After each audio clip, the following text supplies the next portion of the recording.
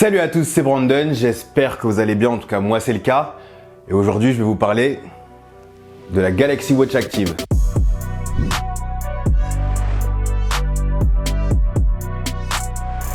Ça fait maintenant 3 ans que j'ai une Gear S3 classique.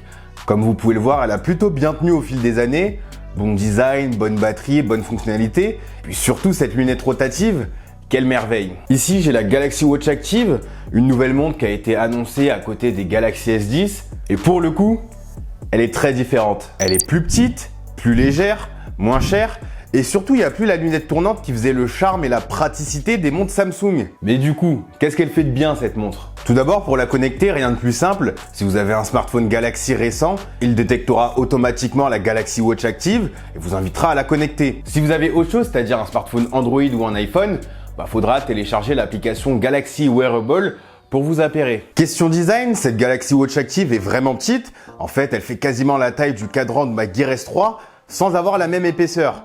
Et c'est tout bête, mais ça s'est montré plutôt pratique dans la vie de tous les jours. Elle est plus légère, donc on la sent moins durant toute la journée et puis elle se fait facilement oublier. Ensuite, elle est plus fine, donc j'ai pu dormir avec sans que ça me gêne, chose que j'avais arrêté avec ma Gear S3 qui a été un petit peu plus épaisse et qui me gênait quand je changeais de position durant la nuit. Samsung propose d'ailleurs une fonctionnalité qui permet d'enregistrer la qualité de votre sommeil et c'est quand même dommage de ne pas en profiter parce que votre montre vous gêne durant la nuit. En plus de ça, si vous dormez avec quelqu'un, il y a l'application Alarme qui fait des légères vibrations sur votre poignet, chose beaucoup plus pratique qu'un gros réveil qui réveille votre conjoint ou votre conjointe dans la chambre.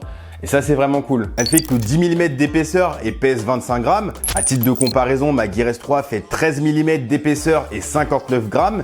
Et la Gear Sport, elle fait 50 grammes. Donc comme je vous l'avais dit, c'est moins lourd et moins encombrant. La Galaxy Watch Active a perdu sa lunette rotative et à la place, on a des grosses bordures tout autour de l'écran AMOLED. Je vous conseille vivement d'utiliser un cadran noir pour faire passer la pilule. Et sachant que l'interface est principalement noire, vous pourrez vite oublier ce petit défaut. D'ailleurs, absence de lunettes rotatives veut dire navigation tactile. J'espérais sincèrement que ces grosses bordures noires intègrent un système de retour haptique pour simuler la lunette rotative, un truc plus futuriste quoi. Mais non, au final, rien de tout ça. On retrouve une navigation classique mais sans la lunette. On a 2 boutons sur le côté, celui du haut agit comme un bouton retour et celui du bas est le bouton power qui permet d'ouvrir le tiroir d'application et de retourner à l'accueil. Et si vous appuyez sur ce bouton et que vous faites un swipe depuis la gauche, ça fera un screenshot.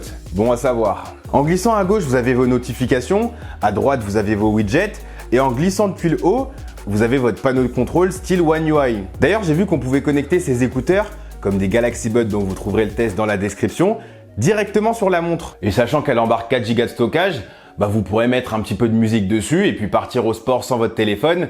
Et ça, c'est vraiment cool. Je savais pas du tout qu'on pouvait faire ça, je pensais qu'il y avait que Apple avec ses AirPods et son Apple Watch. Mais au final, non, Samsung aussi peut le faire. Et c'est tant mieux. Sinon, la navigation est fluide et très simple. On passe d'un menu à l'autre très rapidement. Et globalement, cette Galaxy Watch Active s'est montrée très réactive, que ce soit pour changer la source de lecture, écrire des messages avec le mini clavier, ou même scroller dans l'interface pour lire quelques news ou des notifications plutôt longues. C'est vrai qu'on perd cette intuitivité qu'on avait avec la lunette, mais en interagissant plus avec l'écran justement, je me suis rendu compte qu'il était vraiment beau. Genre vraiment beau. Après, j'imagine que depuis 3 ans, ils ont dû améliorer l'écran forcément. Mais quand même, vu qu'il n'y a plus de lunettes tout autour, tout ce qui reste, c'est de l'écran et puis tout est à la même hauteur.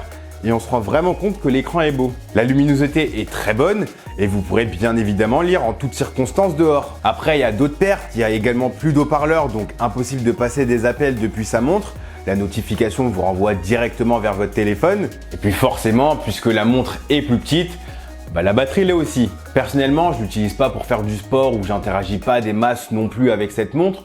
Donc j'ai pu tenir 2 jours assez facilement. Faut l'admettre, c'est plus le champion qui était ma Gear S3 même 3 ans plus tard avec ses 3-4 jours d'autonomie. Mais bon, 2 jours c'est quand même mieux que la plupart des montres connectées sur Android.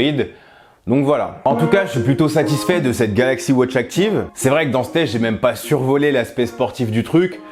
Mais j'en suis pas un. C'est pas parce que Samsung considère les sportifs comme son cœur de cible que les autres ne peuvent pas être intéressés par ce produit. Elle a très bien rempli mon usage, à savoir compter mon nombre de pas et d'étages grimpés, évaluer la qualité de mon sommeil, me donner mon nombre de calories dépensées, me permettre d'avoir un coup d'œil rapide sur mes notifications, parfois même y répondre avec des réponses rapides, et puis changer de musique sans passer par mon téléphone. Il y a quelques fonctionnalités dont j'ai pas parlé, comme la nouvelle application anti-stress qui permet de faire des séances de respiration.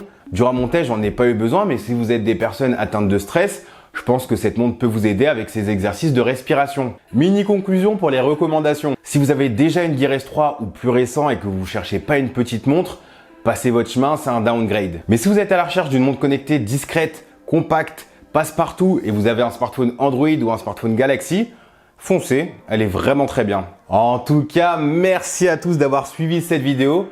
Si elle vous a plu, je vous invite à me soutenir à travers les likes, les commentaires et les partages. Je vous invite également à vous abonner et activer la petite cloche de notification pour être prévenu lorsque je sors une nouvelle vidéo. Et il y en aura beaucoup parce qu'il y a bientôt le OnePlus 7 Pro et le Honor 20 Pro. Et moi, je vous dis à la prochaine. Prenez soin de vous. Peace.